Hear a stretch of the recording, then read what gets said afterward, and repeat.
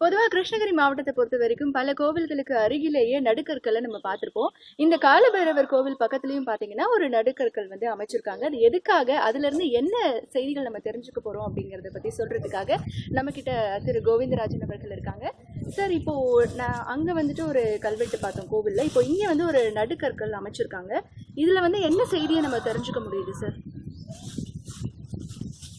அதாவது பார்த்தீங்கன்னா, இந்த கோயில் பக்கத்தில் எங்கெல்லாம் வந்து சிலைகள் இருக்கோ அந்த சிலை வந்து என்ன அர்த்தம்னு சொல்லி கேட்டிங்கன்னா, அந்த கோயில் சம்பந்தமான அந்த கோயில் கட்டிய தலைவனாக இருக்கலாம், அல்லது கோயிலுடைய ஒரு பகுதியை தானமாக கொடுத்துருக்கலாம், அல்லது அந்த கோயிலுக்காக ஒரு நிலத்தை தானமாக கொடுத்துக்கலாம். ஆகவே அந்த கோயில் கட்டின காலத்திலேயோ அல்லது அதுக்கு உடனான சில காலகட்டத்திலேயோ வந்து அந்த கோயிலுக்காக தானம் அளித்தவனாக இருக்கலாம். அந்த தலைவனுடைய இறந்த பிறகு அந்த அவனுடைய நினைவாக ஏற்படுத்தக்கூடியதுதான் இந்த நடுகற்கள் எல்லாமே. இந்த பர்டிகுலர் இந்த நடுகளை பொறுத்தளவில் இந்த தலைவன் வந்து கையில் வந்து கும்பிடுற மாதிரி இருக்கான், கத்தி இருக்கு, வில் எல்லாம் வச்சிருக்கிறான்.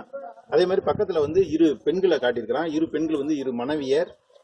இவங்களும் வந்து இந்த தலைவன் இறந்த உடனே உடன்கட்டை ஏறினாங்கன்றதை குறிக்கிறதுக்காக தான் இந்த பெண்ணுடைய கையில வந்து இந்த மது ஜாடின்னு சொல்லுவாங்க, அதை வச்சிருக்கிற மாதிரி இருக்கு. இன்னொரு மனைவி வந்து கும்பிடுற மாதிரி இருக்கு. சில இடங்கள்ல பாத்தீங்கன்னா இறந்ததுக்கு அப்புறம் சொர்க்கலோகத்துக்கு போகிற மாதிரியான காட்சிகளும் இங்க இருக்கும்.